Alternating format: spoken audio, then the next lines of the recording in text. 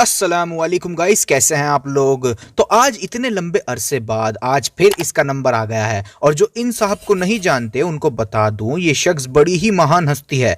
औरतों के हुकूक के लिए इन्होंने बड़ी लड़ाइयां लड़ी हैं और कोई अगर औरतों पर बुरी नजर डाले तो इनसे बर्दाश्त नहीं होता, तुरंत पजामे से बाहर आ जाते हैं, तुरंत उनके हुकूक के लिए खड़े हो जाते हैं ये साहब। तो ये हैरिस सुल्तान साहब का एक छोटा सा इंट्रो। मैं इधर ईस्टर्न यूरोप में फिर रहा हूँ। इतनी इतनी खूबसूरत लड़कियां इतने छोटे छोटे कपड़े पहन के फिर रही हैं। मैं तो देख के हैरान हूँ। उससे भी ज्यादा ये इंग्लैंड वगैरह से भी ज्यादा एडवांस।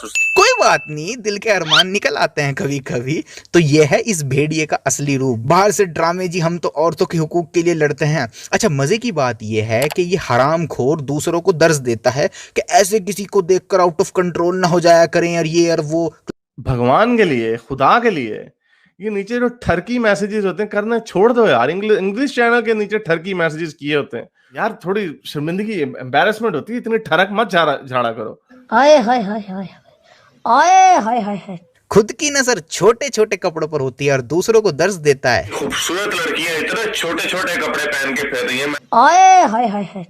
अच्छा, यहाँ मैं अपनी वीडियो को भी प्रमोट कर लूँ। मैंने एक वीडियो बनाई है। ये लोग कुरान में 60 साइंटिफिक एरर्स बताते थे, तो 60 के 60 साइंटिफिक एरर्स को मैंने रिफ्यूट किया है बिना एक भी पॉइंट स्किप करे।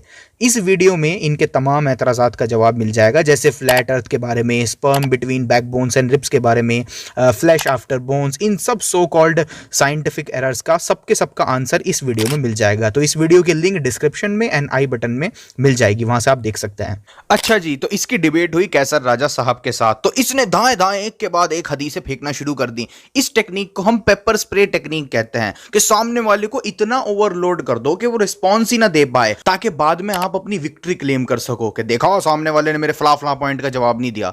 अरे थोड़ी शर्म कर, छोटे छोटे कपड़े, थोड़ी शर्म कर। छोटे छोटे कपड़े। अच्छा, फिर अपने इन घटिया आर्ग्यूमेंट्स को पता नहीं क्या सोच रहा है कि जी मैंने न जाने कौन सी रिसर्च पेश कर दी, कोई मुसलमान जवाब ही नहीं दे सकता इन आर्ग्यूमेंट्स का।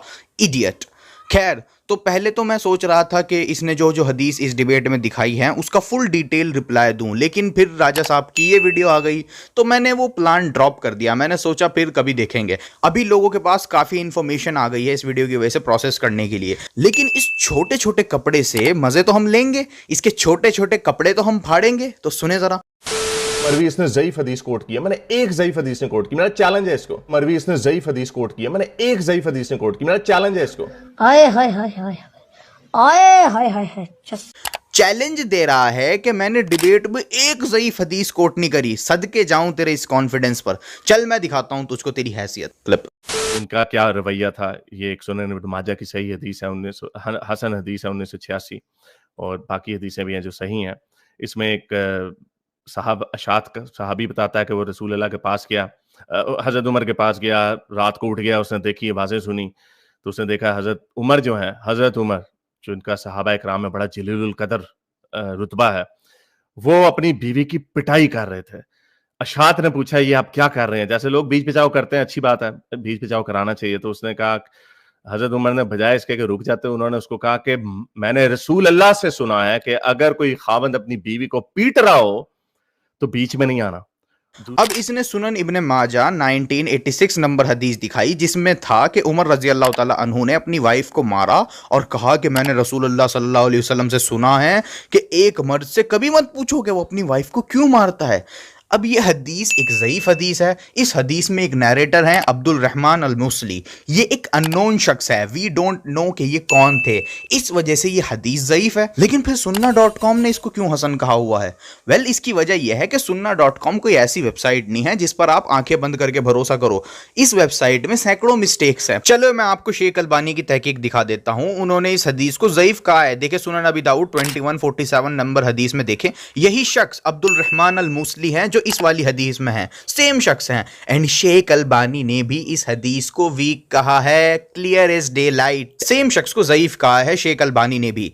अब भी ठंडक नहीं पड़ी, और लो ये देखो, खुद sunnah.com पर इन अब्दुल रहमान अल मुसली को ज़ईफ कहा गया है। मुस्नद अहमद 122 नंबर हदीस में खुद sunnah.com की वेबसाइट पर ही लिखा है कि ये अब्दुल रहमान अल मुसली अननोन है। आए हाय हाय हाय आए हाय हाय। छोटे छोटे कपड़े, ये ले पढ़ खुद, तेरे चैलेंज का तिया पाचा हो गया। ठीक है, इसके पास कोई जवाब नहीं था, इसकी कोई ट्रेनिंग नहीं है, ना इसको हदीस का पता है, ना इसको तफसीर का पता है, ना इसको इजमा का पता है, जाहिल आदमी है ये। तो अगर तेरी इतनी औकात नहीं है कि तू किसी हदीस को चेक कर सके तो भौंकता क्यों है इतने कॉन्फिडेंस के साथ? इसने ज़ईफ हदीस कोट की है, मैंने एक ज़ईफ हदीस कोट की, मेरा चैलेंज है इसको। अच्छा, फिर से इसने मिशकात अल मसाबी की हदीस दिखाई, ये भी ज़ईफ है। इसी तरह ये मिशकात में भी हदीस है कि रसूल अल्लाह ने कहा है कि अपनी बीवी को अगर कोई मारे तो ना पूछो। तो भाई इतना कॉन्फिडेंस कैसे था कि चैलेंज करता फिर रहा है? हद है जहालत की, मतलब आता जाता कुछ नहीं और चैलेंज फेंक दो। औरतों को इंसान नहीं समझा गया। सुनन इब्न माजा की सही हदीस है कि उनको अपनी शादी का भी खुद हक नहीं है अपनी शादी तय करने का। उन्हें एडल्टरस यानी जानी होगी वो औरत जो अपनी शादी खुद तय करेगी। अच्छा जी, अब इसने एक हदीस दिखाई सुनन इब्न माजा 1882 जिसमें लिखा था कि वो वुमन अडल्ट्रस है जो खुद की मैरिज खुद अरेंज करती है। अब इसने इससे ये कंक्लूजन निकाला कि देखो जी, औरतों को तो अपनी मर्जी से शादी का भी राइट नहीं है इस्लाम में। अरे गधे, छोटे छोटे कपड़ों से ध्यान हटे तभी तो पता चले रियल रिसर्च कैसे होती है, इस हदीस में एक्चुअल में क्या लिखा है। खैर, पहले मैं इसको कैप्सूल देता हूं, ये हदीस पढ़। सुनन इब्न माजा 1873 नंबर हदीस में आता है, एक लड़की की शादी उनके फादर ने एक ऐसी जगह तय कर दी थी जहां वो लड़की नहीं चाहती थी, तो वो रसूलुल्लाह के पास गई कंप्लेन करने। तो रसूलुल्लाह ने उनकी मैरिज वहां से खत्म कराकर लड़की का निकाह वहां कराया जहां वो चाहती थी। पढ़ लिया? अब बोल, अभी भी कन्विंस नहीं है? चलिए ले, सही अल बुखारी 6945 नंबर हदीस में आता है कि एक लेडी रसूलुल्लाह के पास आई और कहा, रसूलुल्लाह मेरे फादर ने मेरा निकाह वहां करा दिया जहां मैं नहीं चाहती थी, मतलब उनकी मर्जी नहीं थी और उनके फादर ने निकाह करा दिया था।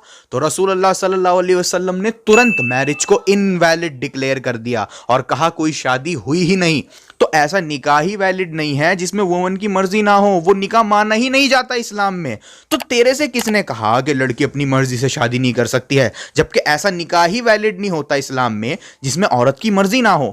तो ये छोटी छोटी हदीसें तेरे बड़े बड़े आर्ग्यूमेंट्स की धज्जियां उड़ा रही हैं।